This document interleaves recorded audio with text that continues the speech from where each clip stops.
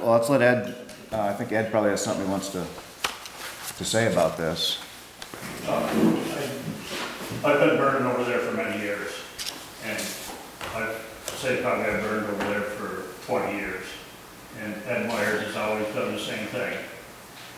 He writes me a permit, and the condition of my permit is before I even start a fire, I have to call him. Yep. And, you know, he can say, we've tried to, over the years, we've tried to make it more restricted. I don't burn weekends. If I happen to call up Ed, he says he thinks the wind's blowing too hard or something, I don't burn. We have moved the fire.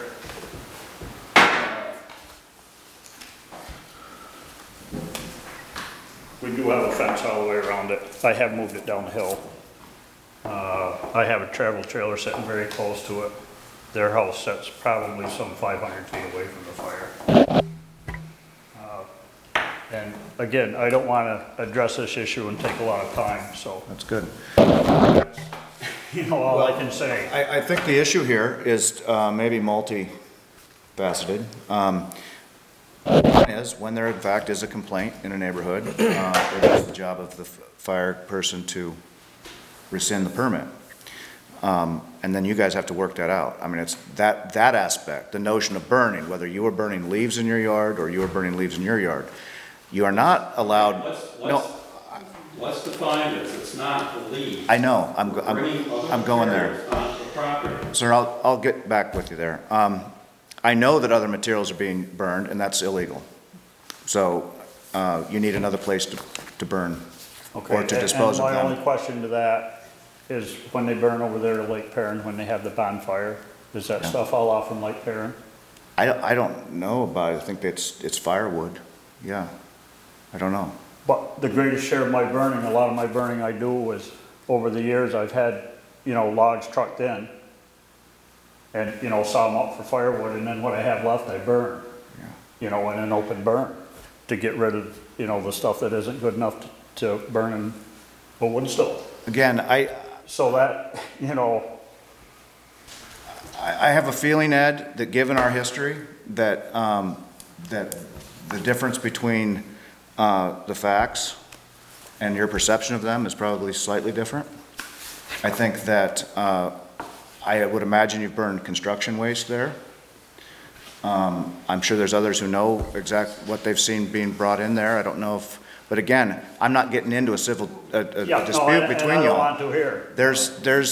There are ordinances that define what can and can't be done with respect to burning. I have not seen. I want to see the most current and make sure that we're interpreting the same one. State or whatever.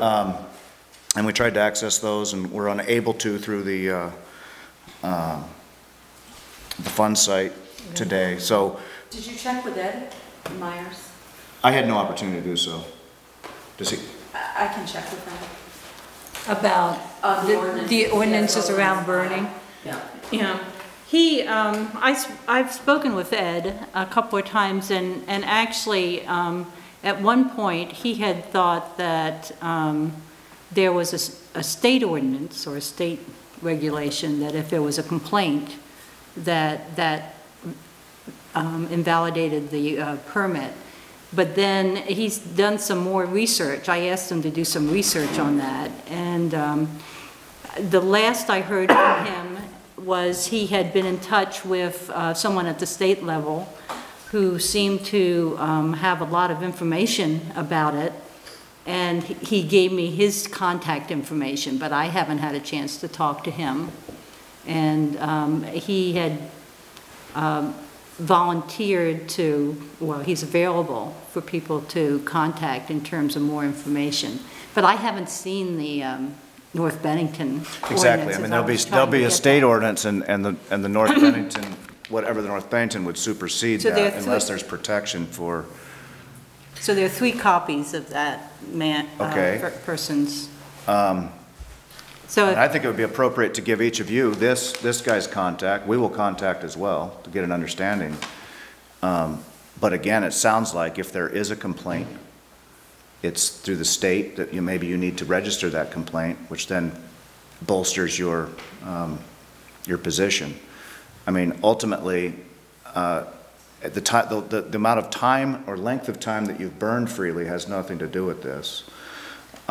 It's whether or not it was, one, yard waste, or whatever is restricted to, and whether or not there was somebody who didn't like it. And there may not have been somebody who didn't like it for a while, or somebody who didn't want to say anything. These people are clearly affected by it. So you have to work something out.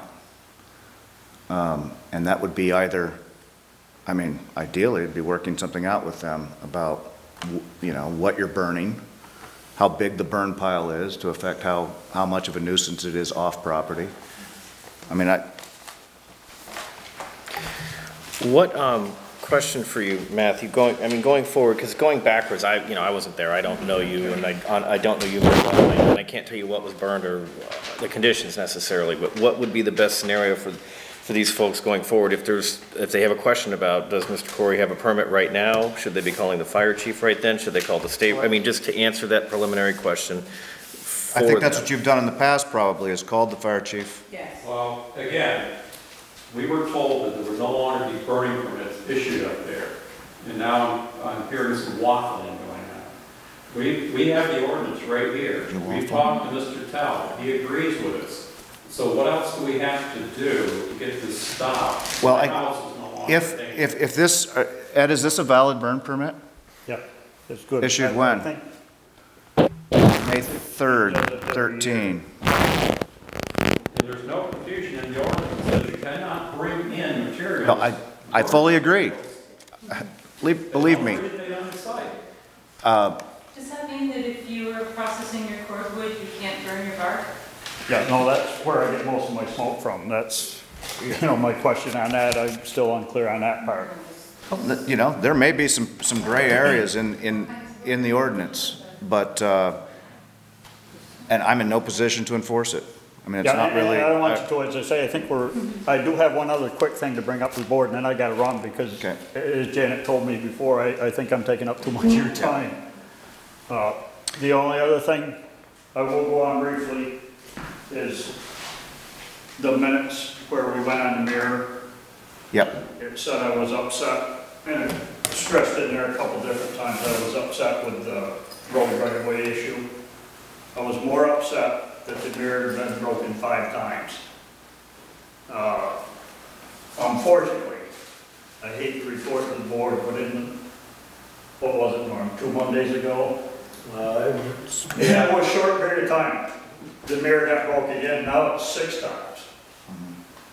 Norm took very prompt action. He did order another mirror through CL Bikes.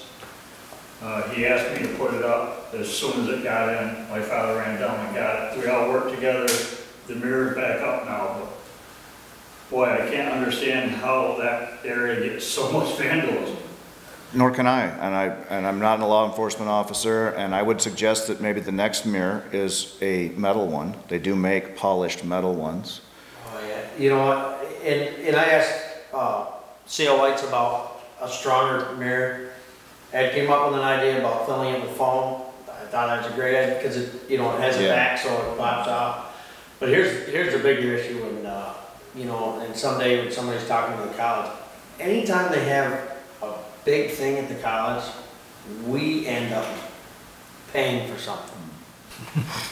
You know, and it's Road right. signs. It's always, you know, in that same neighborhood with that mirror gone, there's at least 4, and there's one on Matt Drive, which we've already replaced, and our ordinances say, or excuse me, not our ordinances, our policies for the highway department. On a private road, we will buy it the first time when the 911 change goes into effect, and after that, the homeowners, be it 1 or 30, are responsible to replace it.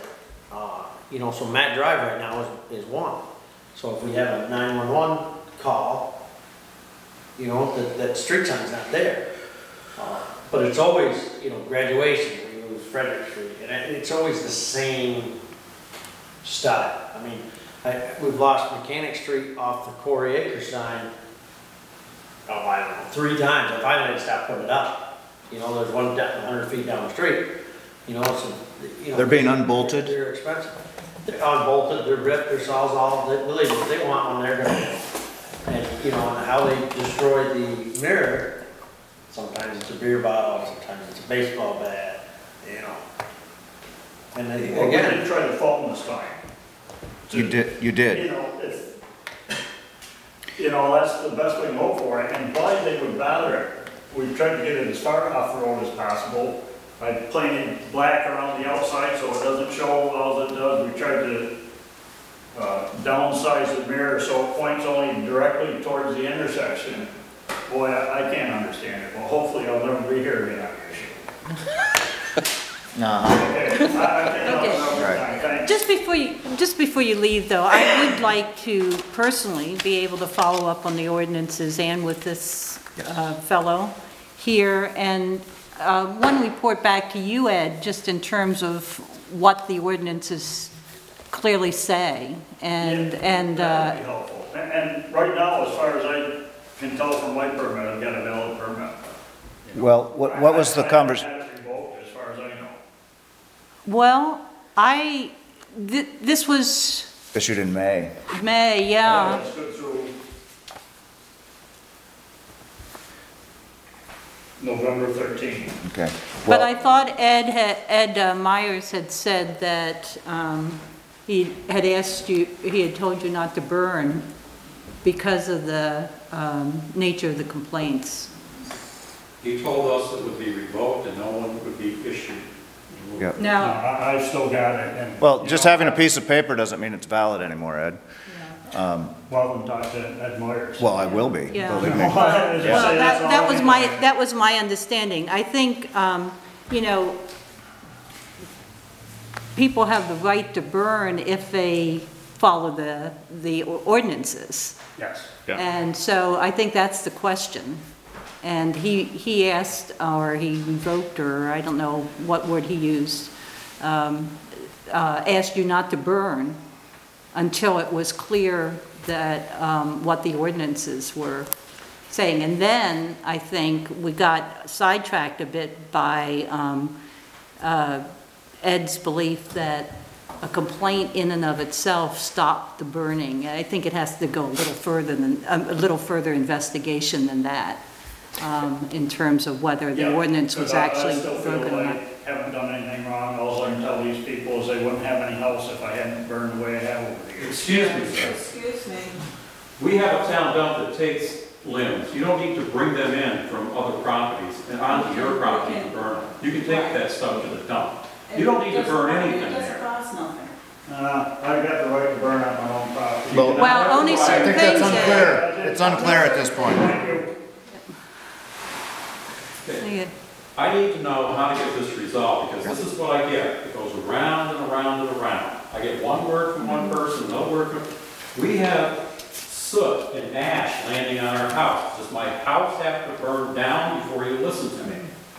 Who do I go to? to get Again, this I'm resolved? sorry that I feel like We this is the talked first time to I've heard about it. Ed Myers, he says, come here. We talked to Dan Town, he doesn't show up.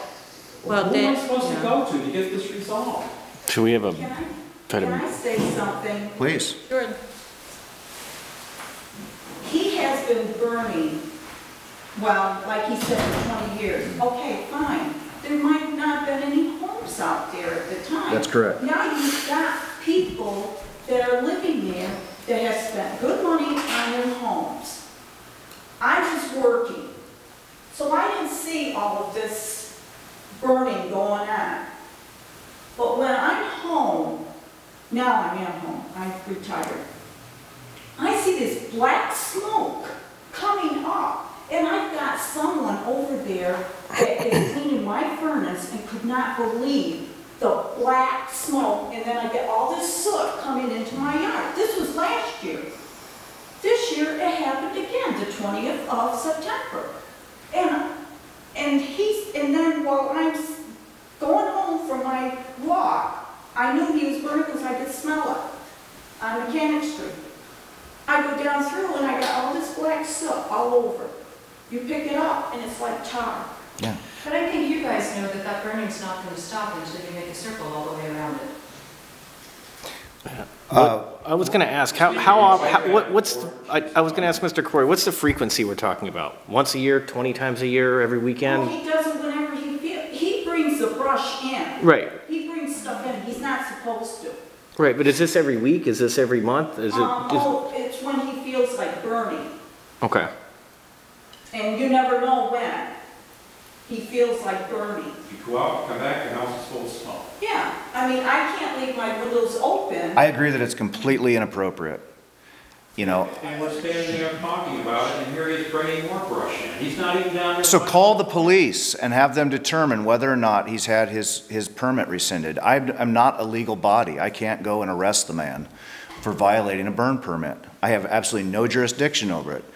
I've had a lot of experience with this individual, and we could spend several hours discussing that. I would like to. I have probably 8 violations of these ordinances that I have been talking about for 5 or 6 years and not getting anywhere with them, that are violated. But this, I think, is the most serious, because sooner or later, our house is going to catch on fire. Well, somebody's house. Because every time this conversation goes on, he escalates it. Yeah, believe me, I know. I've been in court with the man several times, and that may be where you'll have to end up. Yes, because, I mean, when he politely said, we wouldn't have our house. Yeah. Well, excuse me, but he actually called us and was put back to think that my husband called about him burning. This was about 5 or 6 years ago. And this is his politeness. You wouldn't have your goddamn house if it wasn't for me. Yeah, well, But it doesn't make it. And we were also getting threatening notes in the mail from him, Patriot Act, and not only that, federal offense, because it was going through the mail, if we didn't like it up there, to leave. this goes back to the flagpole, doesn't it? The light, were you not also the folks with the Yes. blaring light, which was, We still have the light. You can see that when you go around the cul-de-sac. The light is right in your face. We've had to put up hundreds of dollars in trees and drapes and everything to block these lights out. Yes. And every time you come down here and complain, he escalates everything. So it's just going to It's be, always our fault, and Yeah. he's not taking the blame for anything he does.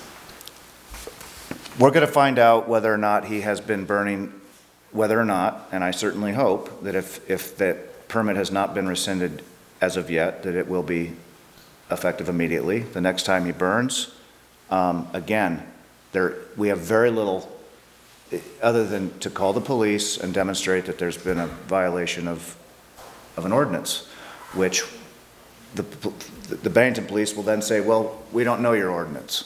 And we'll say, well, you do, because you have copies of them. And then we'll give them another copy.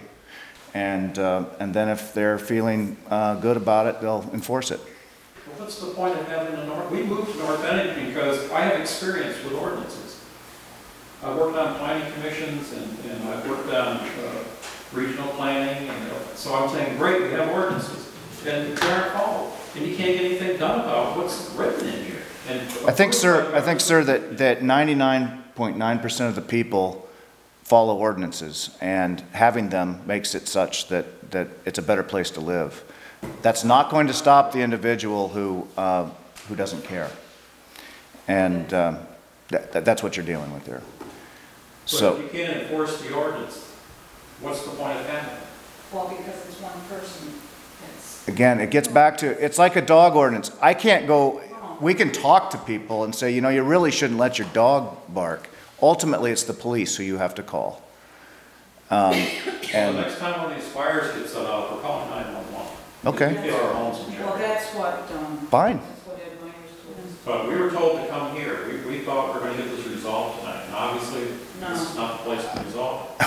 Well, But I would like to sit down with somebody and go through these and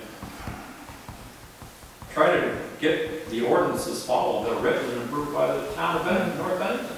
It's just ridiculous that we have to fight this hard with this one individual. Again, it's just one individual, and you happen to live next to him. Well, And it's- I'm very sorry for that. Matt, it seems to me, though, that part of this is that we've got a divided or two separate municipalities working on the ordinances. We pass them, Bennington has, Enforces we them. have to look to Bennington to enforce them, and it hasn't always been smooth sailing there. So it seems like there's a piece there that, Well, I think that was kind of what I meant by a circle, like any chink that there is in the system is going to be capitalized on, so that whatever chinks you can close up are going to need to be closed up to make something change. And what is Mr. Tall's role in these ordinances? What is your code enforcement officer's role? well, he's, Isn't he supposed to do finding a fact and report back to the one making the complaint? Yeah. As to how it was resolved? Well, that may be the way it is in a larger community where people are paid to No, spend their whole it's day. down to 3,000 people. Okay. Thank you. Same And- size. Well, half the size, but we're half that.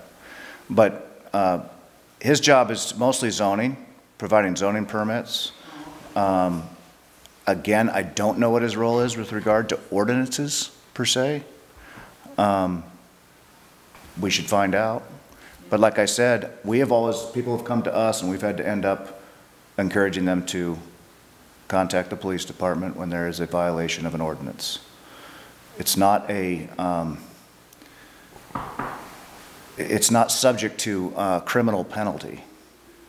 It's so it's fine. it's a civil violation or whatever. So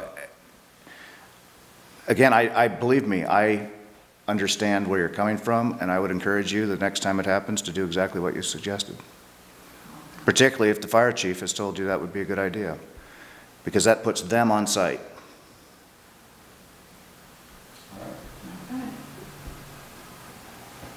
And we'll let you, would you like to have this guy's name? Who is that? This is Lars Lund. He's the Forest Resource Protection. But doesn't seem exactly, but Ed had said that he was the person that Deals with the the state. with the fire regulations. Interesting. I wouldn't have guessed that. I wouldn't have guessed that from that, but that's, Well, thank you for hearing about our frustration. Again, it's nothing directed to you guys personally. I'm just looking to get some direction to get some of these issues resolved because it's just out of control. Believe me, you're not the first one with this kind of problem with that. I mean, we've been through this many times. And it's ended up in court, Yeah. and it may work, it may have to end up as a civil thing between neighbors. I don't know. He has done, when he has violated zoning Zoning regulations. regulations, Act 250. well, this was we don't have to get into it, just think about it, but yes, that's a little different in how we can then, what recourse we have to address it. But, listen, I'm sorry that I don't recall having talked to you about this particular issue, but please call me when there's, Well, give me some general advice. The road up there was built to access the cul-de-sac and Yeah. build the house. When that was done, you guys took possession of the road. that's correct. Don't you own the road? Isn't it a town street? It is a town street. Then why does he maintain it and run his four-wheelers up and down it at excessive speeds like he owns it? Yes, he said, Corey. There we go then. Again, it's part, Because We would you have to have to call the own, police. it would be, you yes. have to own the Yes. property that's on either side of that road that you took over, because otherwise you'll be creating a non-conforming lot, and you can't do that. right, we have a standard, 25 feet from the side Yeah. of the road. yeah. But he acts like he owns the road, and the grass on either side of the road is his. And the rest of the road. And the rest of the Yeah. lake and. So you guys would have filed with the town a deed showing who owns that road and the property abutting. Yeah. Yep, but anytime, it's not that there's many cases where I really don't want to take over a road. But if they've met certain state specifications regarding the construction of the road, I believe we are obligated to do so within a development. And yes, every time that happens, and it's happened twice, I think, in my tenure, you get a deed and there's a filing. But that doesn't really have anything to do with the burning. No, it's another issue. Issues that we have. It's like the light shining out. Okay. Yeah, we complained about it, we put a 10-foot behind it, a bigger one. Did that not get resolved? It did at one point. He put another pole up behind the pole that was there that's bigger and brighter. Because we complained. Right. What is it? Yes. Sensor light. Well, I believe this is another chapter in an ongoing saga, and I do feel for you.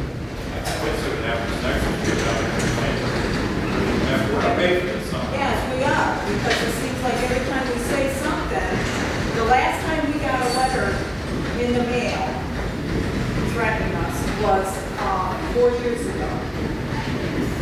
He was burning on Easter Sunday, and Chris went all over, and he wasn't on his property. I was on the road. He was on the road. And a week after that, we got a letter in the mail telling us that we were trespassing. No, he's not rational, and I think having that kind of evidence, if you have such letters and stuff, then that's going to be helpful in what probably will become an inevitable legal quagmire, of which we will do what we can to help, but I don't think we have a whole lot that we can do in that area. We have a town attorney for North Bennington. Who is? Yes. Rob Wilmington? Rob, I know Rob. Yep. I worked with him at Bennington. Yep. That's why our other neighbors are not here. Because They're afraid of they have retribution. allegations. They're afraid to say. Because one has a heart problem, another one is moving, and another one is renting, and he doesn't want to say. Renting from him. From him, he doesn't want to say. Welcome to small town New England. You know, one thing I think that we might do at this point is meet with the, Paul Doucette. We've done this periodically to review the concerns we have.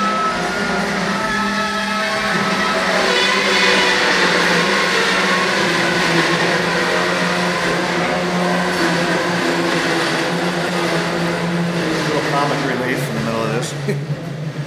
I think that's an excellent idea to ask for a meeting with Paul, and I like that. Oh, I'm sorry. The Bennington Police Chief, I would love to be part of that discussion. Paul Doucette, yes, yeah. And we just dropped off our package of ordinances Oh, you did? 2 weeks ago with him. Okay. Again. Again. Yeah, it might be worth just saying, what do you recommend here? Right, and again, that comes. We will inquire ourselves about ways to deal with situations like this. But with your particular situation, you should be meeting with him directly. With the chief of police. I'm not sure that I would want to include you in a meeting. No, I'm just saying I would be happy to do that if you thought that would. Yeah. No, I think that if you call, we will talk to him. And so he's going to have his radar about this particular issue. And then if you called, I think he would be willing to meet with you guys directly. He's a nice gentleman. He's pretty accessible. Very accessible. Yep. Doucette. Yeah. D-O-U-C-E-T-T-E. Yep. But I also want to meet with Dan Tubb to find out in person what his feelings are. Yeah. I thought he was part of this group. Well, he is the zoning administrator, and he is on the DRB. Is that right? Yeah, it's a DRB or planning Yeah. review. Or the planning? No, he's on the planning commission. You have the. I have it right here, yes, Planning Commission. And so, he's a hard one to get a hold of. I recall suggesting to you now a number of years ago that maybe you ought to consider being our zoning administrator. Why would I do that?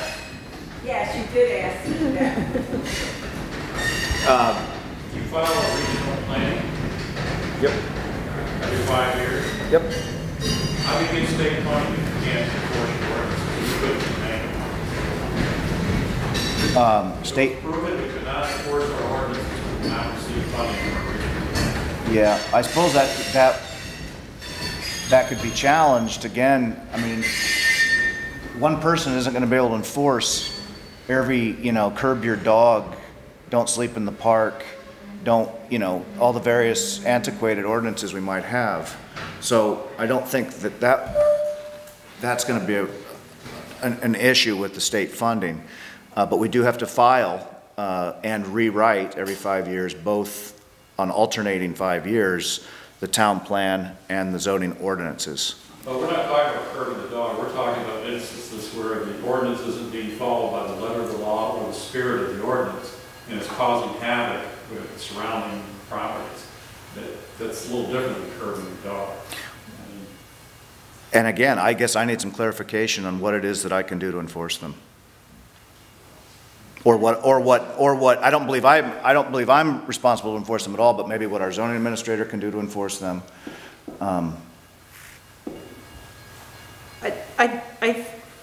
I did talk to Dan, actually, when I heard from Noreen, and he didn't seem to feel this fell under, the burning issue, per se, fell in his bailiwick, and I just didn't know enough to say one way or the other. But I do know that from time to time, when things begin to get really out of balance, that's when we've sat down with the police and tried to work out a better, and over, the general pattern has been, I think, improvement, and we've been able to do that over time, but it's been a long, slow process. No, it's much better than it was when I first started. When I first, yeah. I can understand the code enforcement officer not knowing his ordinance. I mean, that's just, it says right here, specific sentence, we're talking about. You cannot bring any materials from off-site that originate on. Again, I think it becomes a question, I believe it becomes a question of whether the zoning administrator is enforcing zoning bylaws and ordinances or just the zoning. And I've actually got to go back to statute and look that up and see exactly what that says. Good luck. Yeah, we appreciate I appreciate you coming. I appreciate the information and the direction. Like I said, if I can do anything, I'll be glad to. Okay, thank you.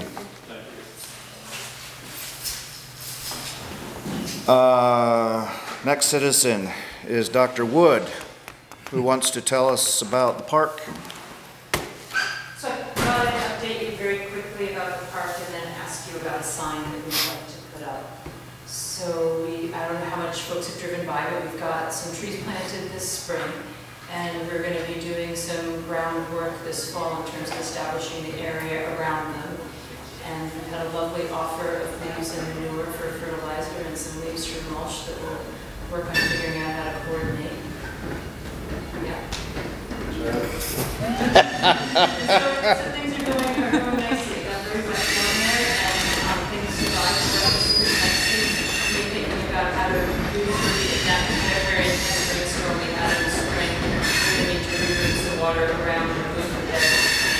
But things are going nicely. And people are asking questions like, where are all these orange things, or what's going on down there? We'd like to put up a sign, not on the road, but down actually by the garden in the park. It's an educational sign about what's being planted, why it's being planted there. And I understand from the park folks that it needs to be all stuff that will rot that gets washed into the river. So we would be planning on not putting any concrete footers, but just putting posts on the ground, and we need to use some nails, but otherwise it'll be all wood. Then we were thinking of something about 3 by 6 that would have a map and some explanation of plants around that. And then putting something small, sort of just a little, this way to our garden, and something about it by the parking area. Again, I don't have any problem with that. That's a great idea. Great. I think Janice made the point that we need a sign as well, that even though we have the plaque and all that way off the road, but it's time for us to put up a real sign. For the park in general. For the park in general. And I don't know what kind of materials you were thinking about using.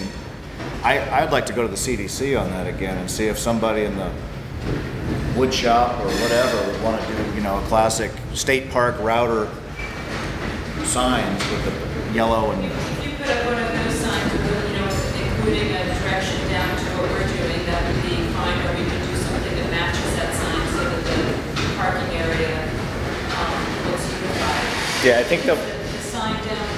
Sounds like you're looking to put more detail on yours than, yes, it's so, yeah. Talking about it, just, you know, Yeah. permaculture garden, this waste, Yeah. and nothing more than that. And then we were thinking about something that was going to be, well, it's sort of in keeping with growing materials to be used. We had a couple of locust posts, and we're going to fix a piece of plywood and make it look like the state markets. So it would be a piece of all of the plywood and two posts behind it.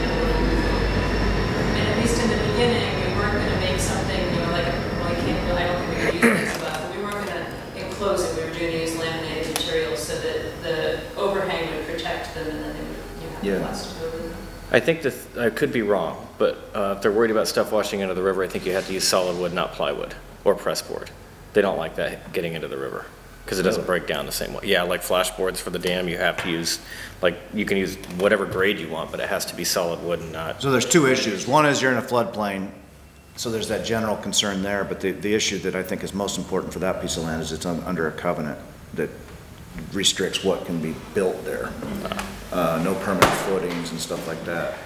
If the sign is gonna actually be up by the parking or down by your No, we're talking wet, about the parking area, just having a little Okay. this way sign, and then this would be down along, well, there's, you know, The path. the nut trees are over, are sort of spread out. We weren't talking about a sign there, but where the pawpaws are, and those two semicircular gardens that are up against the bank, having it down, we've Yeah. talked about various configurations, but down right next to the garden there, so not up on the bank and not, the big sign not at the parking area.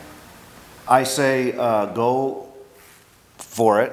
I want to make sure that you discuss the exact location with Norm. Okay. He's the one that has to potentially mow around it or whatever, but Well, if I it's, think one of the things that makes sense for us to do is figure out to plant something you don't have to mow around, so it becomes incorporated in the garden with low growth. he would like, can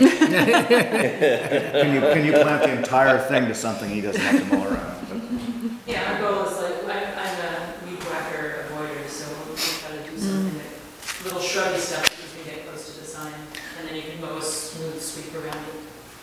Why don't before you actually mount the sign, just bring it by, show it to at least a couple of us, just to, I mean, once you get your concept.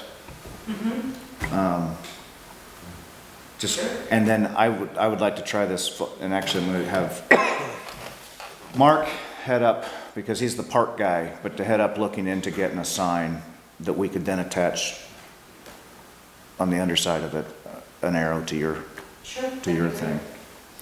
So, do I need to scrap the plywood and we need to use plain boards? It's probably I don't know if that's, because again, you're in the water. Yeah, I know that any debris disposal plan, if they're thinking about anything going into the river, is that hardwood is, not hardwood, but solid wood is specified as opposed to plywood or laminate. Keep in mind, even in the Irene flood, the water. Oh, the water, it didn't get very deep at that point in the, I'm talking about all. Towards the road. Right. I don't think you'd ever wash a sign away there. Yeah, by the road, I wouldn't worry about it then. So I think if marine plywood is the way to, you know, is the best Well, we have choice. a piece that's Yes. 3 by 6 in our garage. No, I think that'd be fine. Okay. So you want me to email you a picture of it, or do you want me to like march the sign into a meeting? No. A picture, you can casually, you know, we run into each other or something, show me what you got going, or if you have. It has a drawing. Okay. Of course, it has a drawing, and I can show you that, and then I should have brought it tonight. It's not quite the right portion, so he was going to change it. Yeah, sounds like a plan. Excellent. Can I also file a train complaint? I feel like our town, I mean, I'm really in favor of rail, but I feel like our town sometimes I went Yeah. home for lunch, and I come back, and there's a train. I'm like, okay, fine, it's moving pretty quickly, slows down, stops with an engine across the road, and an engine to the right of the road. Guns up the engines again, I'm like, oh good, they're gonna move. And he moves it, so now the engine is just on the road. And I'm like, I gotta be somewhere, I was there for 10 minutes.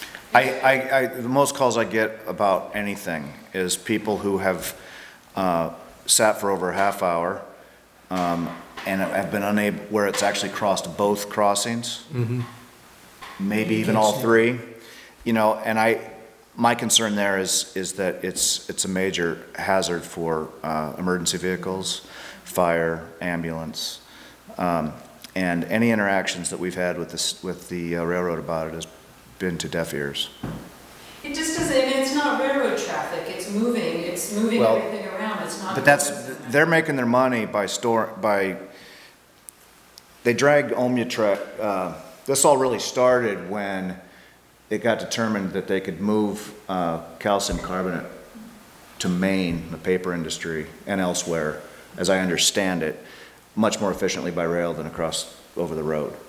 And so that's become more and more of a thing. So what happens is, down from Middlebury, from Omea, come these several smaller trains full of the stuff come here, they sit here, and then it's Fridays, I think, typically, but now even maybe another day of the week, they do this game of connecting up to all the cars, and they have to sit here because they've moved the track, and then they back up and go the different direction, another car, go forward, move the track, and I was really, really immature. I'm glad there was nobody but the conductor to see me, because I started yelling at him. I was like, oh my word, Avery, you need to go home and take a nap. But I was like, can't you move 10 feet so I can get my car across here? Yeah. And he told me you'd rather have the trucks driving through town, lady. exactly. Wow. That's the attitude. And they also remind you that 60 years ago it was a lot worse. Yeah. You know, that it was constant. And they were constantly backing up and moving. Well, they were constantly going through, so there was frequent. But when they go through, there's only so long you sit there. I don't know how long I would have sat there if I hadn't turned around and driven all the way around the other way, and was very happy to find the other side open. Just as a general rule, I have found in my own personal experience that if you're coming down here and the train is here, almost all the time if you turn around and zip that way, even if you wait for a shorter period of time, it'll move out of your way there faster. I have to go all the way. I have to go all the way I down know. to the other Perrin Road. Oh well, I just thought I'd ask what the situation. You know, I'd love some answers. Tonight I'm feeling rather batting zero for disgruntled people, but. Oh no, you gave me a son. No, it's going to be an ongoing thing, and I think we'll continue to make it clear that we think that the traffic is continuing to increase, and it is. It used to be once or twice a week it would happen here, and now it's virtually any time. And it's really, I think it's puts us at risk for rescue and fire. Not to mention that people are just sitting there idling and cars backed up to the intersection.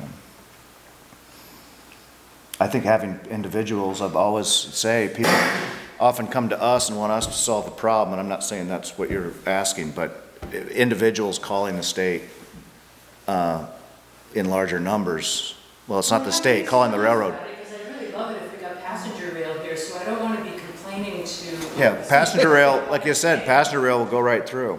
Yeah. No, they're not going to support passengers. Yeah. David, is there any way we can get a grant to maybe put a bridge in to go over the tracks here? Bridge. A tunnel. Thank you very much. Thanks, Avery. Thank you. Maybe it's a problem for the governor's hotline. Well, there you go. Again, it's the railroad. It's Vermont Rail, Well, which is yeah, kind I of don't know. a unique entity. Quasi. Okay, can we move on? Highway. Yay. Okay, and I meant to get here earlier because I wanted to talk to Lori about it, but we bought a head stringer head from Saunders like in June, and I know that the first month I didn't get it turned in, but I don't know what happened. we need to approve like a $200 check for Saunders, and I know it can't get signed tonight, but to get it to Gail, so as soon as I can to get it to him, because he's just one of our small businessmen, and I literally have had the tool forever. We figured it had been paid. And yeah, and I thought it had been paid, and I just checked on the warrant, and it's not there, and I'll track down a receipt, but, you know, that's probably putting us a little more flush with him than not, but we're always buying stuff from him. Sure. You know what I mean? So, you know, I would ask you guys to do that. I don't know if I need to wait, so you make a motion or do whatever. No, I think we're okay there. Just so you know, you got your first warrant early because Gail left at in September. Yeah. She's not coming back for quite a while, so it's gonna be a while for the additions to the warrant to be signed and anything else. A while, like a week or a while? Couple more, Couple more weeks? I believe so. Okay. How much balance you got on your credit card? Well, I don't think, he doesn't take credit cards. Okay. Or else I would do that, and I don't believe that I'm allowed to get a cash advance, and I don't really want to do that, so. No. You know, you know, I don't know, we should work something out. Yep. I don't know if we can be creative or something, but. Well, talk to Lori. You know, this is, it's not an emergency, the world's not falling, but, you know, the guy always treated us right, and. Sure. And we failed, you know, and most of that is my fault, so, I'll take that hit, but, you know, I'd like to get that squared away, you know, if we can find out where she is and FedEx an envelope to her and get it FedEx back, you know what I mean, that, you know, I mean, in this day and age, this is crazy, you know. I agree, and I wouldn't mind, I wouldn't mind paying the cost to do that if that is something that's possible. I don't even know if she's in the country, but don't have Lori, don't ask Lori to do that part of the running around. If you could help her out with that. Well, I don't know, I don't speak to her, so. And I have to, you know, I'll gladly bring the envelope, but somebody needs to make contact and get an address of where it can go. Okay. And where it can get dropped off at a hotel or whatever, you know. I mean, you know, again, we've talked about it, we've got our purchase. Like a banana republic around here, ain't it? That, you know, that we talked about, and you know, when we're constricted for certain reasons, and one is because we're so small. We talked about it tonight, you know, 2 or 3 different scenarios came up, you know, but we have to start looking at the big picture and start focusing, or our wheels need to start turning a little bit faster so we can solve some of these problems easily, you know, and a check like that is one of them. I mean, right now, whether you want to believe it or not, besides our credit cards, which our accountant would like to remove from us, we're crippled if we don't have an account somewhere. That's for at least a month. That's crazy. Okay, we hear it. So, on a good note, I ended up getting us like $1,800 back from the state in fuel tax credits to quite a bit of effort.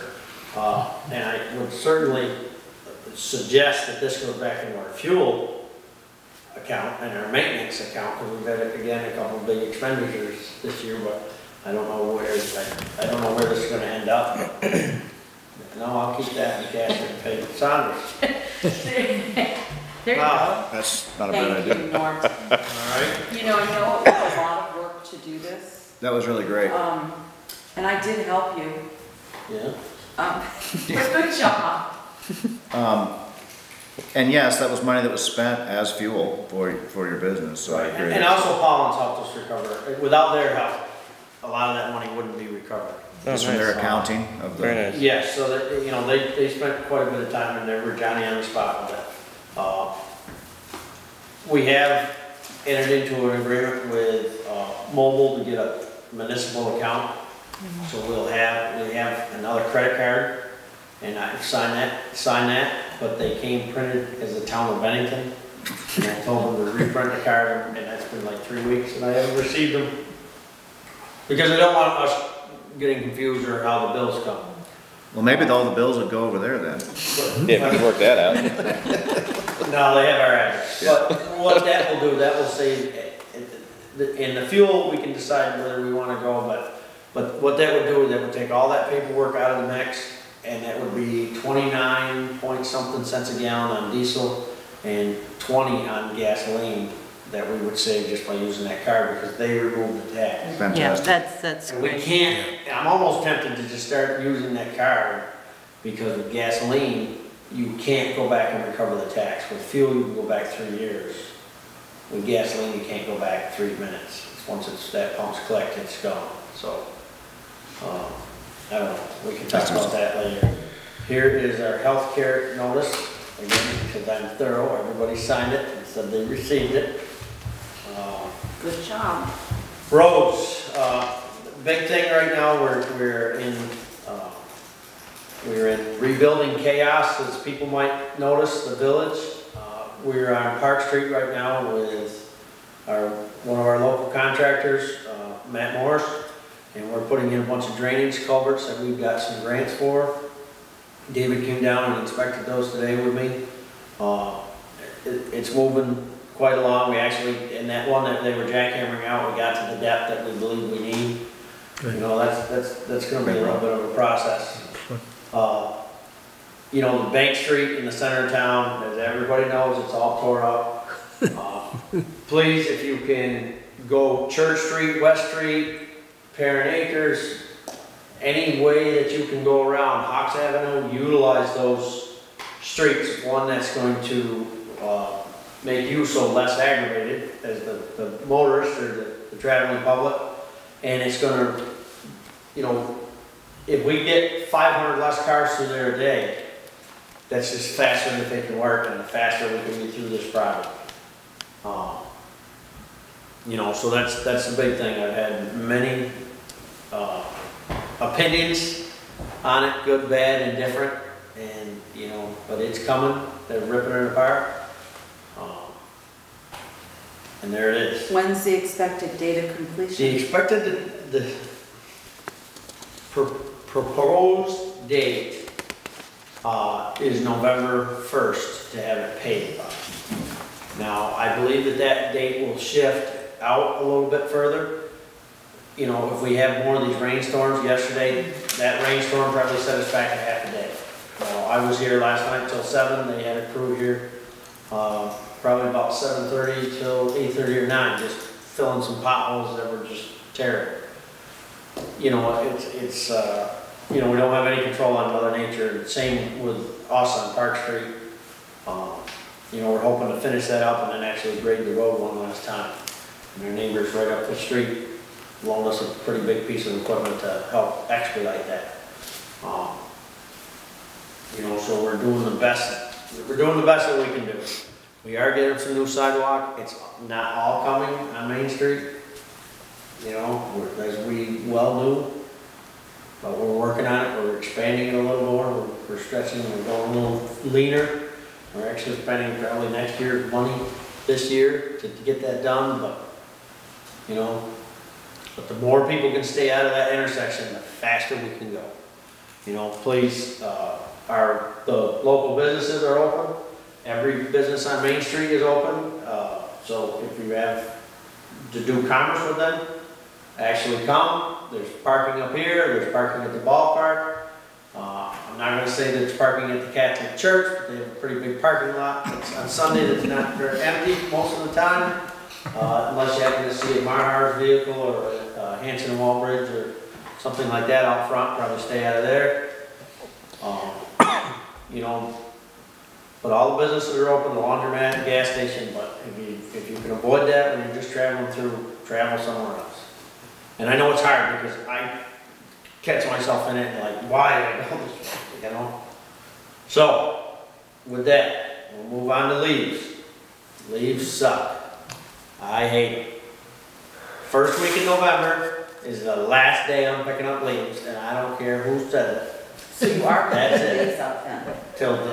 For homeowners, for residents, Mondays and Tuesdays are priority leave day. Okay, so that means if you rake your leaves to the curb, not 20 feet back of your house, And not in the street. not in the street, that's correct, to the curb, we'll go around and patrol and pick up leaves. I'm not saying we won't pick up leaves any other day, but it'll be on our convenience or something. If it's gonna rain or be miserable, don't bother raking your leaves, because I got better things to do than pick them up. We have 16 acres of grass to maintain, and we have all the leaves on all those, so. You know, most people approach us and they actually make an appointment with us. And I'm happy to do that when you see myself or Zach on the side of the road. Talk to us and say, hey, you know, and if you're out there to help me, the homeowner, you know, to rake and keep things going, All better. it makes it way better. They should be covered. If it's wet, or if we get snow like we did a couple years ago, I'm not picking them up, because it's tearing up our equipment. And that's it. November, the first week in November, that Friday, is the end. Whether they fall or not. We're with these couple projects, we're so far behind getting ready for winter, we can't, you know, that's it.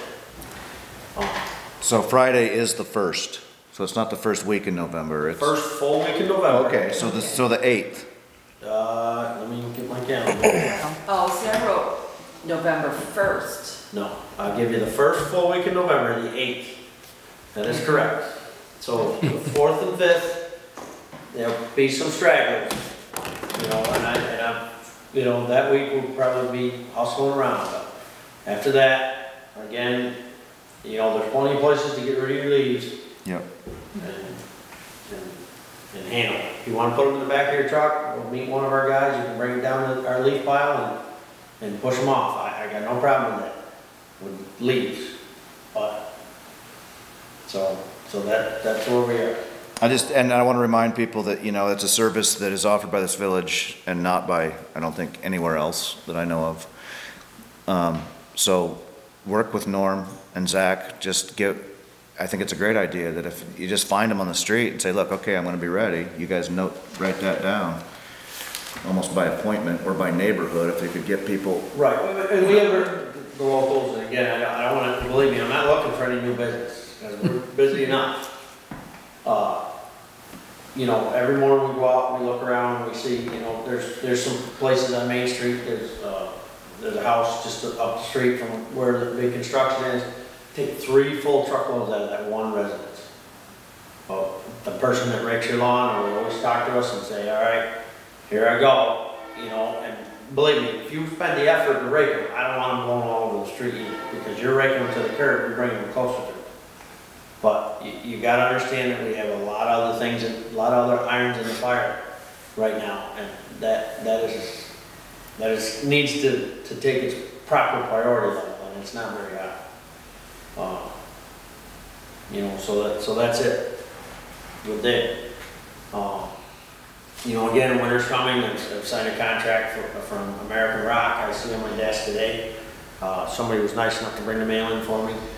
And I see I have a cargo contract. I'm going to sign a contract with them again.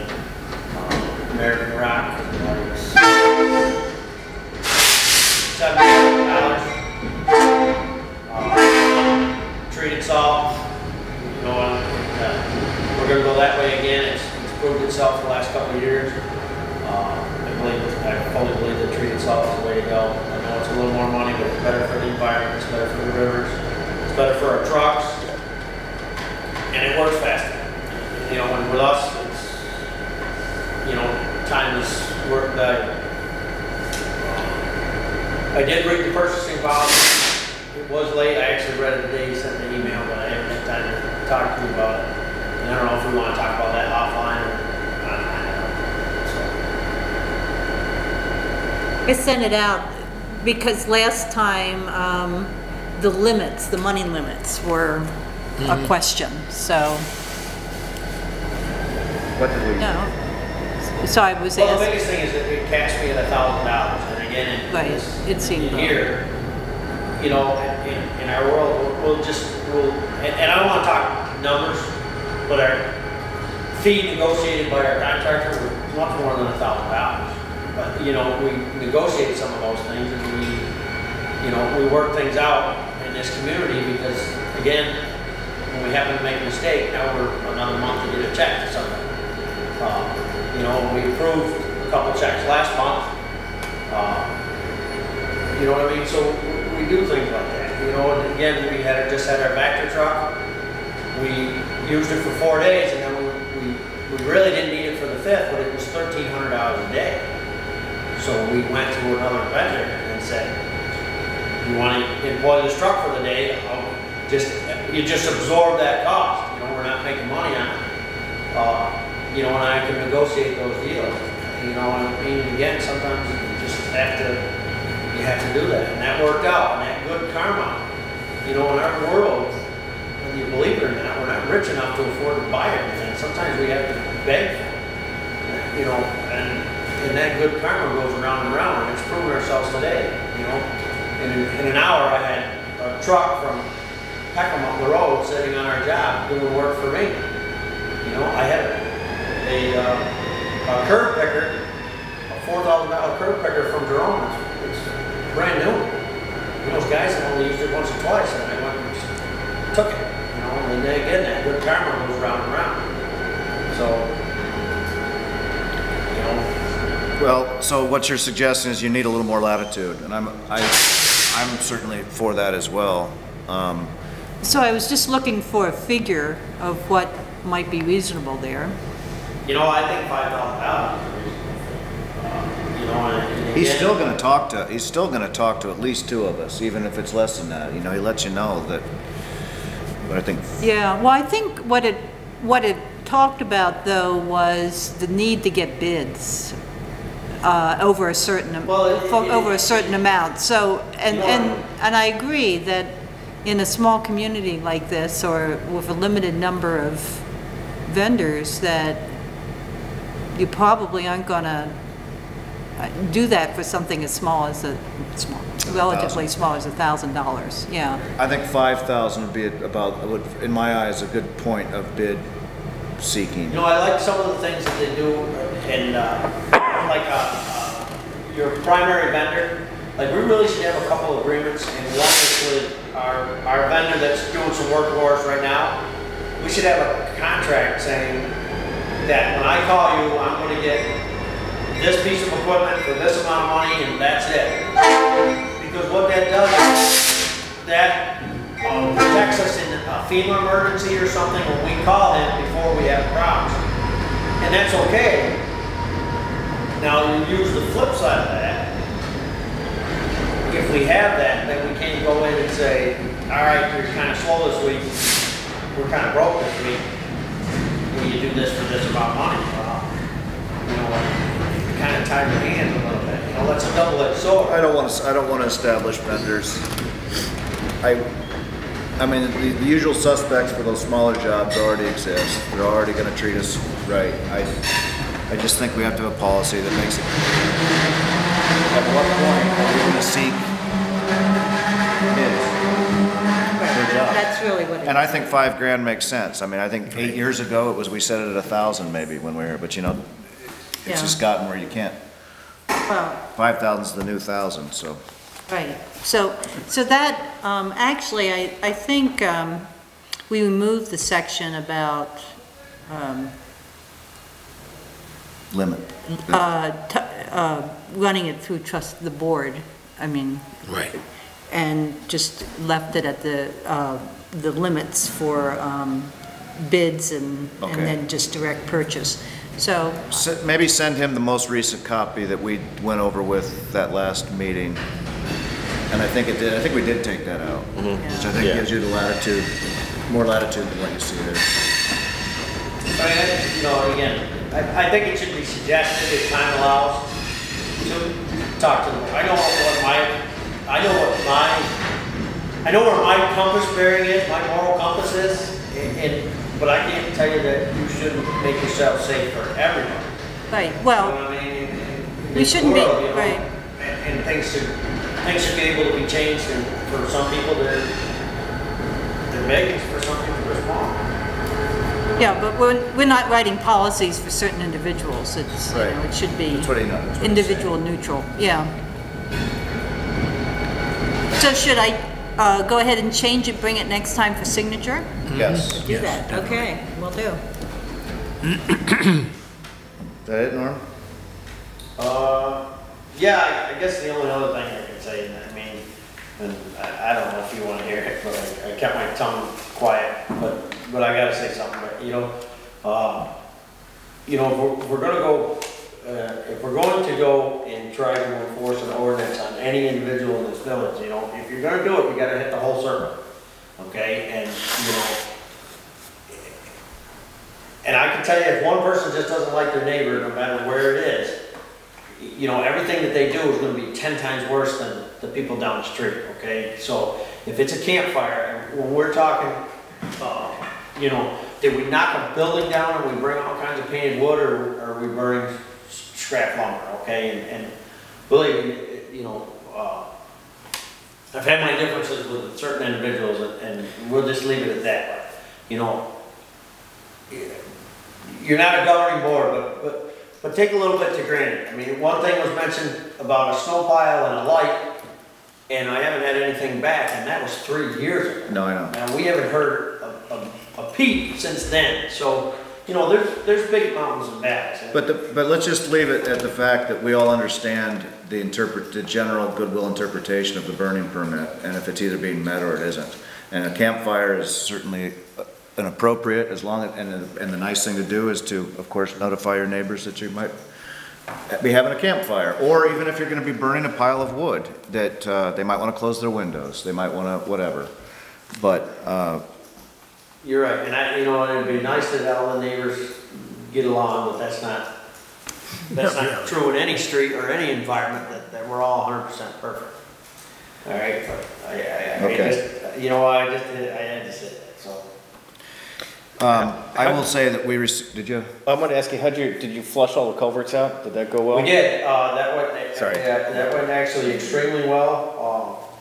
Again, in future years, we'll always expand. We found 3 or 4 different pipes that were never on a map.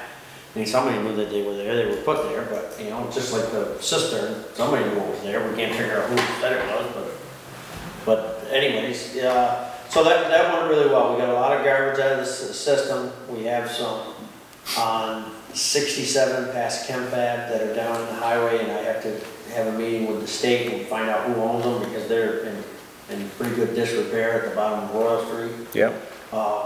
And that's kind of on the state way. We went, a couple of them are actually bricked off inside where you would think they would exit, and so that map is a little weird. So I got to get with them and figure out where it is. I mean, nothing's going to fall apart today.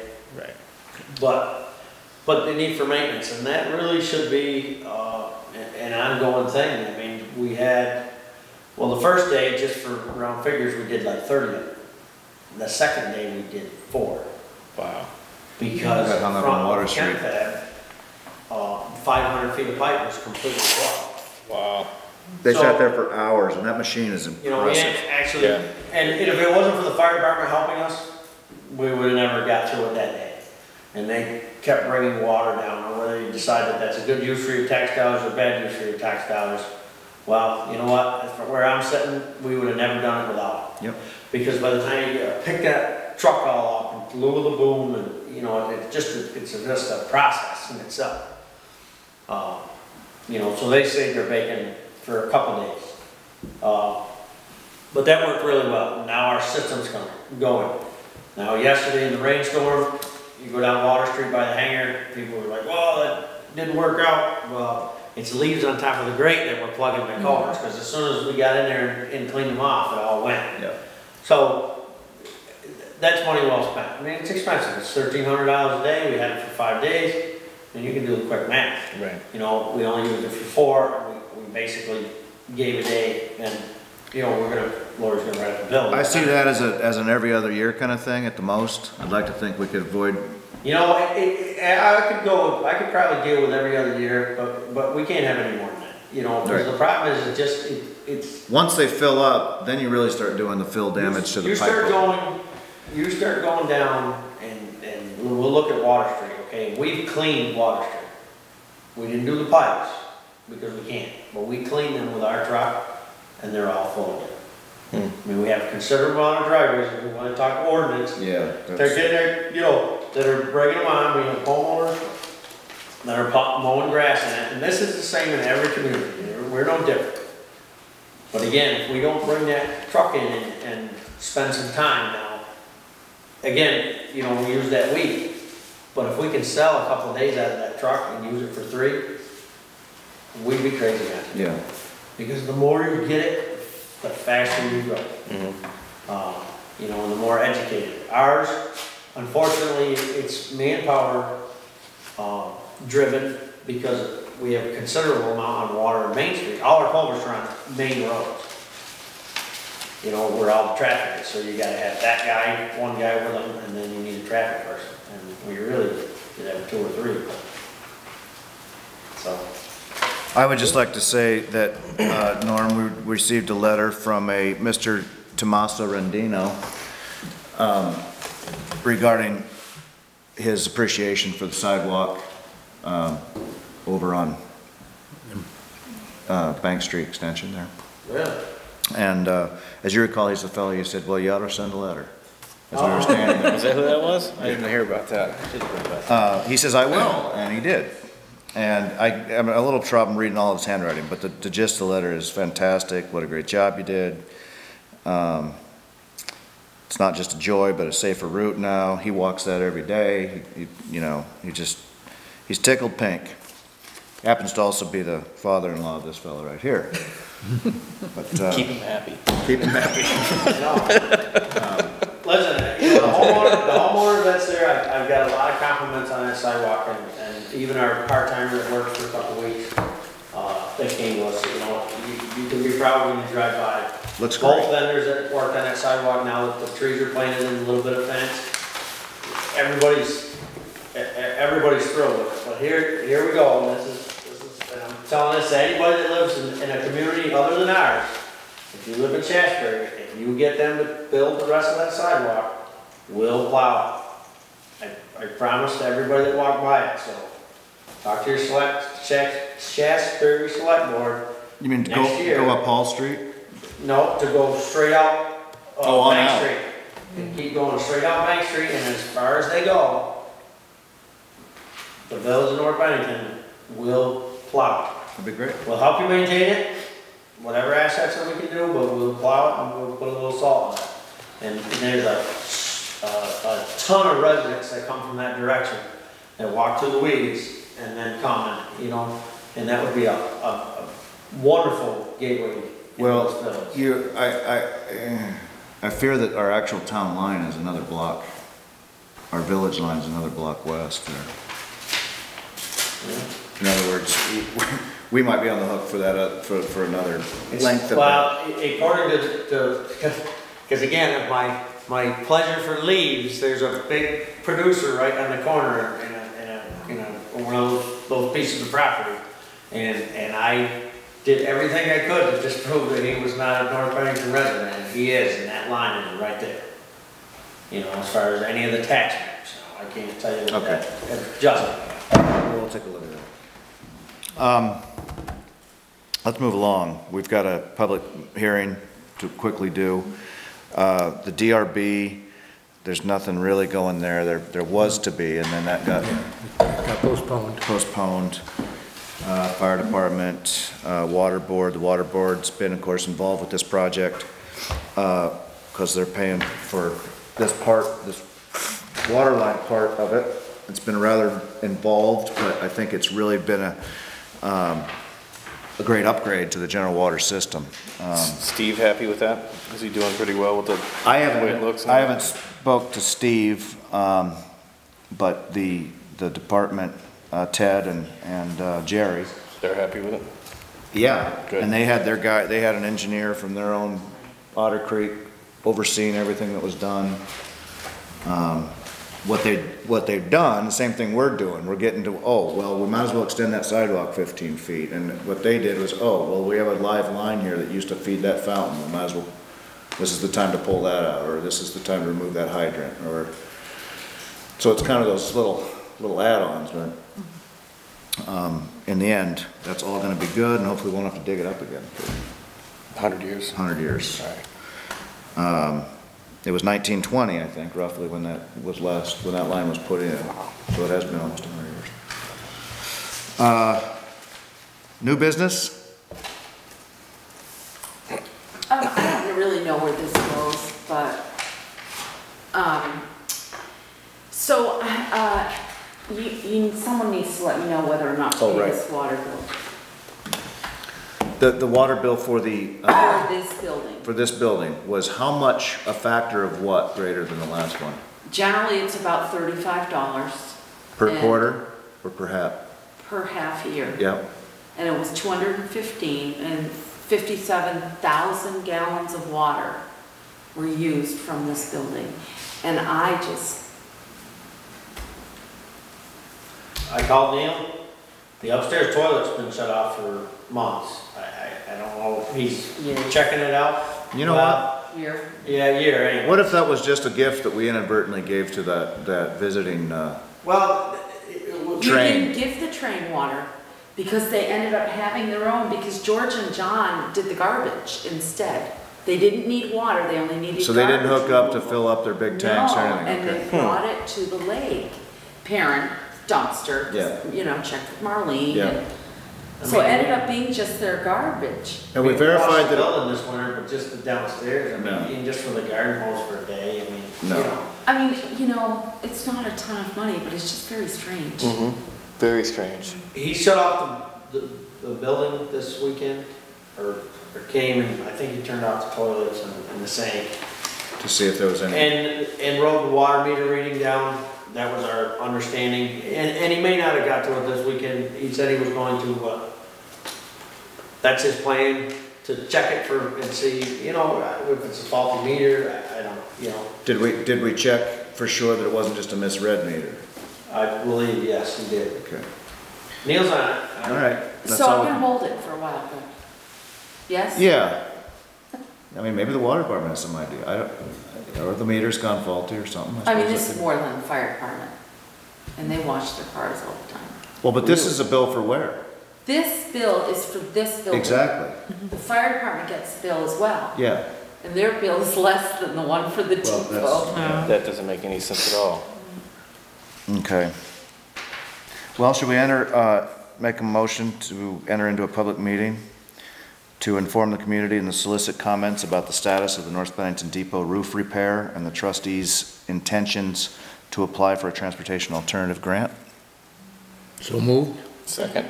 All those in favor? Aye. Are there any public comments about the said grant? Being none, Well, I think. you should talk about what you're doing. We need to decide on how much we really want to do. I mean, I emailed these and just, Yes. Yep. and have a copy to look at. And Mark made comments on it as well. Mark made a comment that he thinks we should go all the way while we're doing it. But it comes up to almost $300,000 to do the whole job. Yeah. And just to explain what Mark Wesner did here, the high priority, which totals $52,000 in construction cost, that's things that he thinks may be in danger of, leaking, destroying the substructure, that sort of thing. So those are the high priority. The next one are more expensive, the medium priority, but they're basically cosmetic. If you look at the roof, you'll see there's a lot of the tiles that are discolored. They've replaced them with ones that don't match the pattern, so it's kind of it really doesn't look right, but it's not necessarily catastrophic to the building. And then the low priority is only $5,000 for some finish up, painting work and that sort of So thing. explain to me, Dave, this is a 20% match? This is a 20% match. This is transportation alternatives. And so if we were to get this grant and the final costs, including engineering, all that stuff, All that for the stuff. lower project is $92,000, we'd be into this for about 10 grand. Right, No, 20 grand, 20, right, 18. which is probably about around where, what we've got in our I think we got 28 or something like that. in our fund. The other one, you're looking at 280. So we're looking at 56,000 that we'd be on the hook for. And you know, I hear what Mark's saying, but we don't have it. Well, that was my feeling, and, you know, I would feel more comfortable to say, we'll write another one next year if we. Right, or a couple of years down the road, A right? couple of years down the road if we're in good shape, but. And the building's I mean, got I would the- love to see the roof repaired and look, because, you know, they put all the time to make this beautiful design, which is now totally destroyed. Right. And it'd be great to bring that back the way it was, but.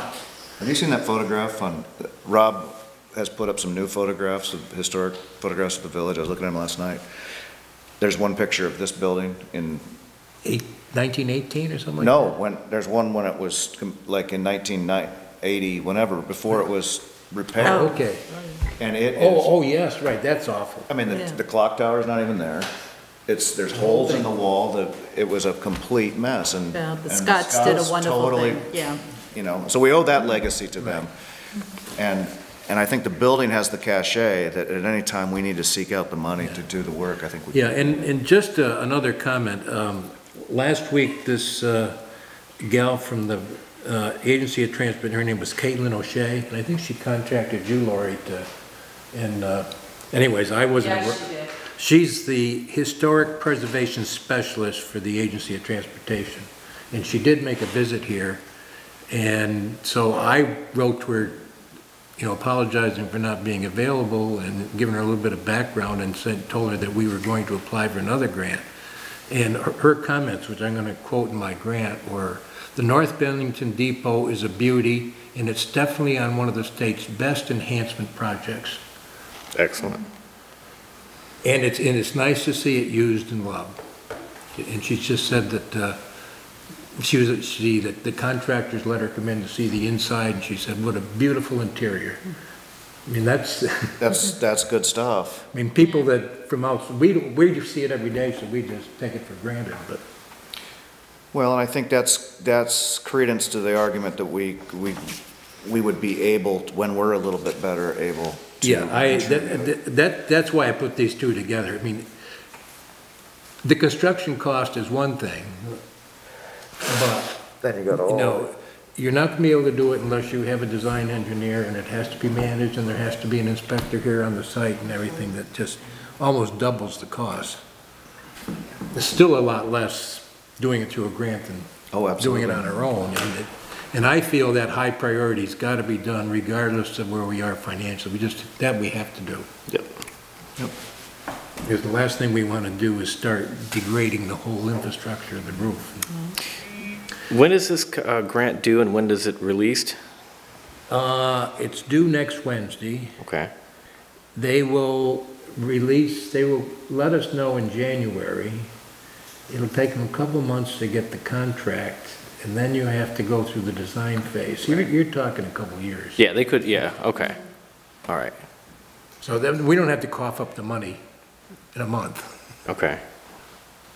And the other thing on top of that, we may be sorry we did all this, but we did get the other two grants I applied for. One was to do the sidewalks from here all the way up to the village line on both sides and in front of Cage's property.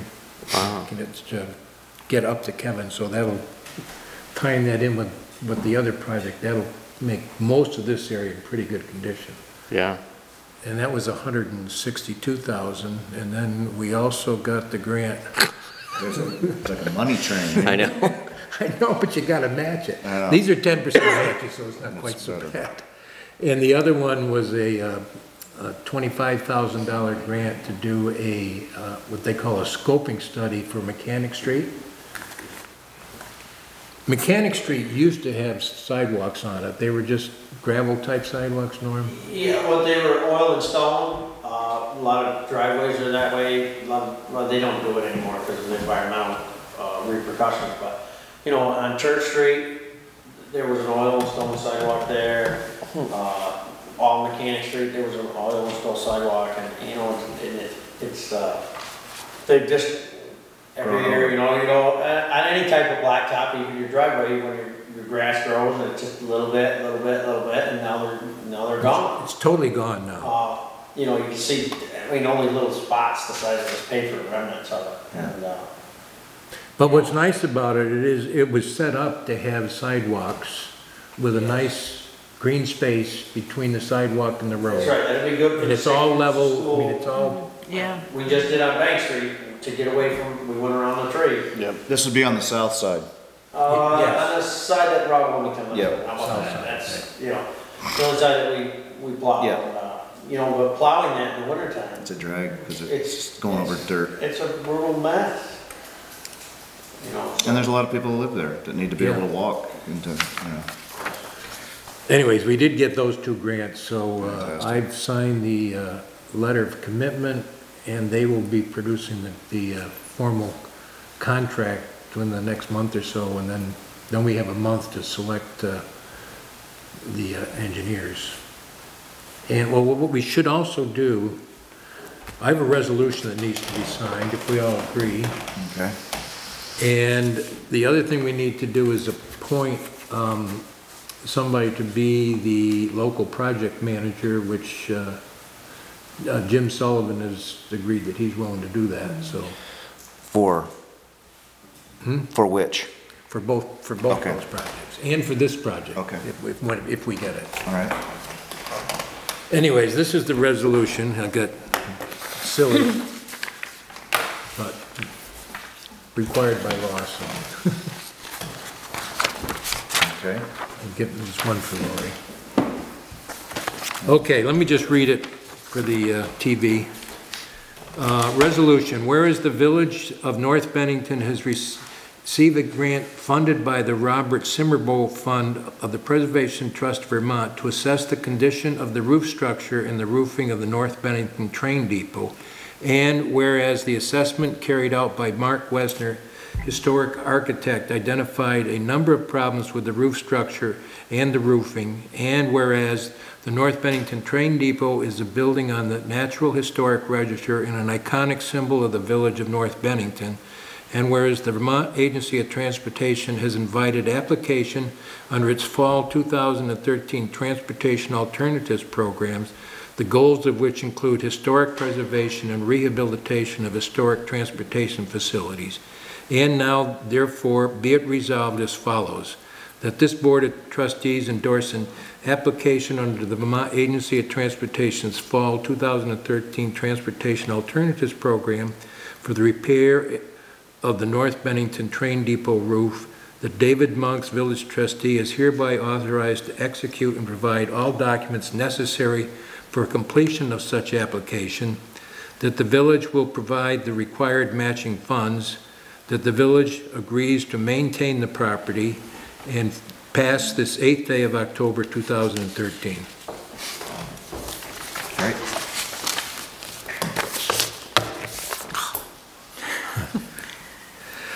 I copied the wrong one.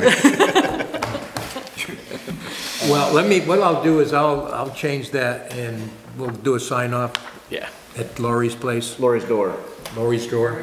Lori's door sign up. So Okay. that's what I take for taking the form and changing I was it. gonna say, you got a Sorry regular about that. process going. Sorry about that, Bill. I don't care. So also, did we decide on the 50, Yeah. or the 90, 92? Yeah, that's Yeah. I agree with that. Just want to make sure. That is some great work, David. Well, I don't know, it's getting us into trouble. Well, it seems that, yeah, I mean, But we're a lot better off having it than not having it. yeah. Well, are we, wanna do some old business? Oh, we gotta close the public meeting, I guess, which we never did. Right. I have a motion to, Move we close the meeting? Second. all those in favor? Aye. All right. Old business, I have a brief charter. Could I just say something under new business? yeah. So you have a list of the contents Yes. of the safe depositories. Yes. They're in my car right now, and I'm. The contents? Upstairs, yeah. Oh. We don't have them in a safe depository Yeah. anymore. And I'm going to put them upstairs unless you have any questions or want to No. see them. I think that this was an incredible list of what is in there, and it baffles that it all fit in there. Oh, And Yeah, it is interesting. It's all great history. Good mix. It's an odd mix of I stuff. know, it's very odd mix. I will point out that if at some point, we're gonna want to start to think about dividing contents of really important historical value and that which maybe isn't, and that stuff that's just kind of interesting to stay here. But I've been told that at some point, we might have access maybe to one of the vaults at the bank. Oh. As a place to finally Sure, that put makes the a lot of stuff. sense. This vault over here, I feel like isn't as, there's key, Right. it's not as safe, it's probably not fireproof, Right. That's just a long-term thing, but, I just didn't want to put it all away and then have one of you say, oh, could I see envelope number 14? Yeah. yeah. I say it's Well, I will upstairs. anyway, but you can say it's You probably upstairs. will, Matt. Yeah, upstairs. No, that's great.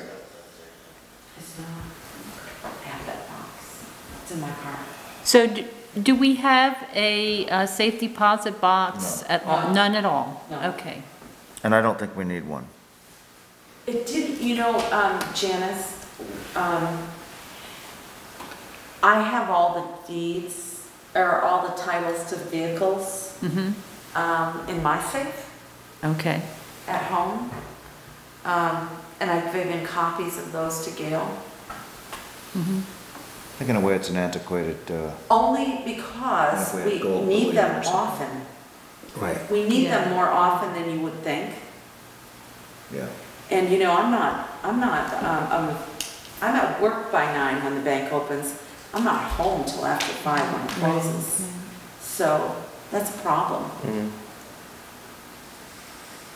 If somebody deeds us several ounces of gold, then we will, we'll open up Well, I'm another. thinking many towns would have a town office with their own safe Sure. that Right. would be secure.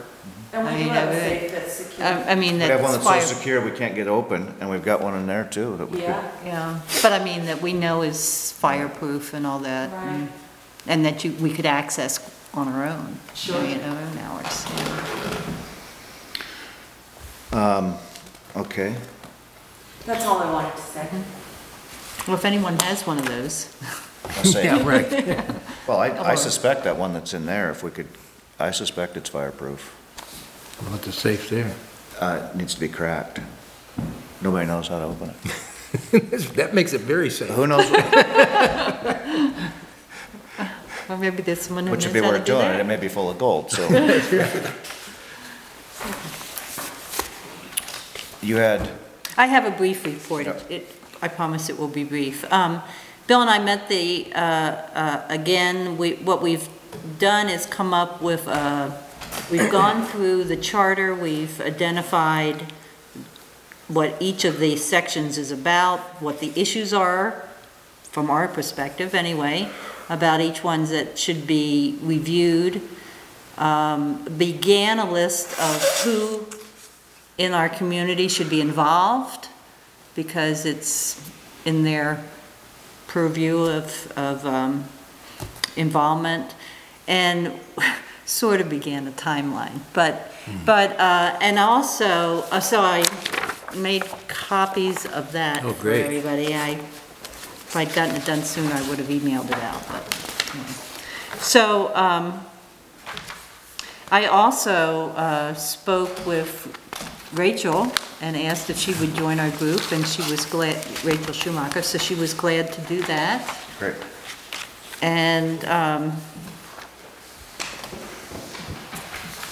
I guess we're moving forward. It seems It's daunting. bigger. Yeah.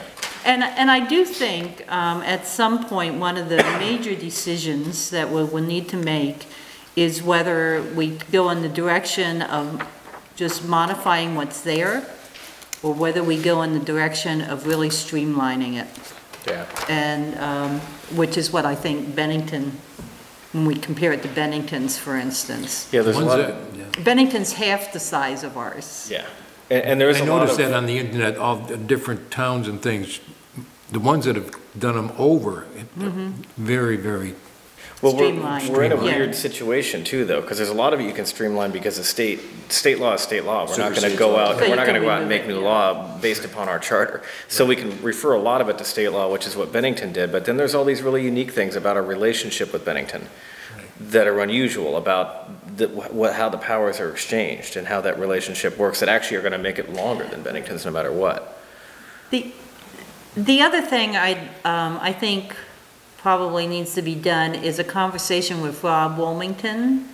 And that's, some of it is about there are powers that are listed that we're not exercising. Yep.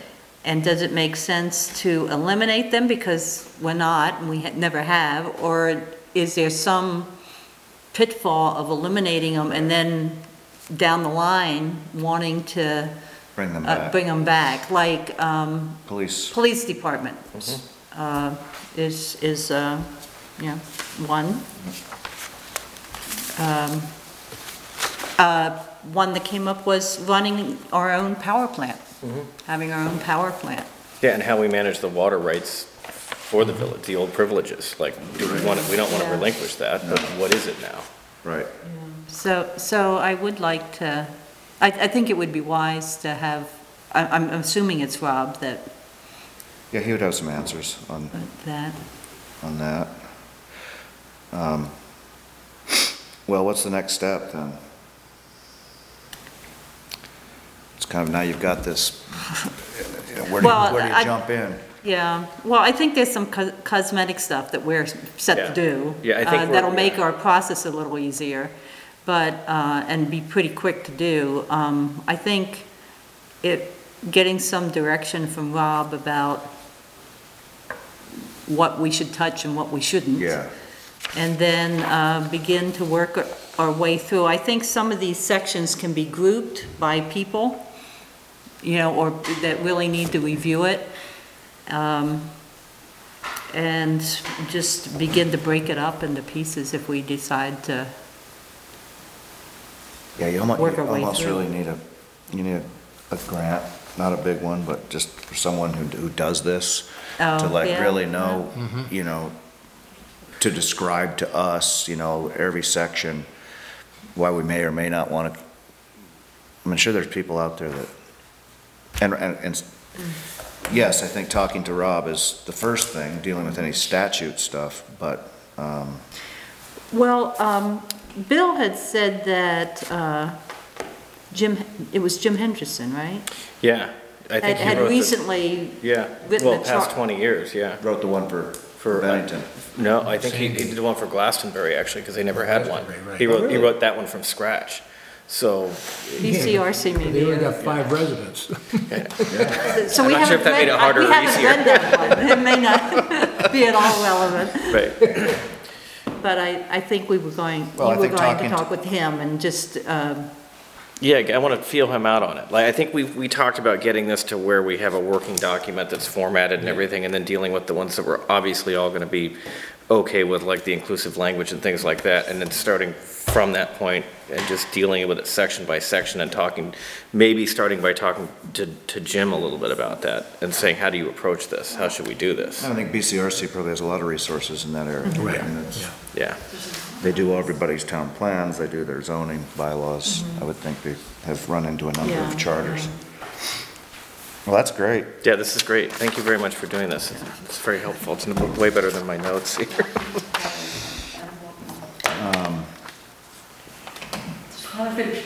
So next you'll get a working document Yeah. scanned in or whatever and it's in pretty good shape in- already, Yes. but Okay. it's just a little tweaking. Cool. And the other interesting piece was the whole first section, which describes our boundaries, which, based on that, I don't know that anyone would be able to find a boundary. So I'm just It wondering, references trees and. trees and property of people that are along, Yeah.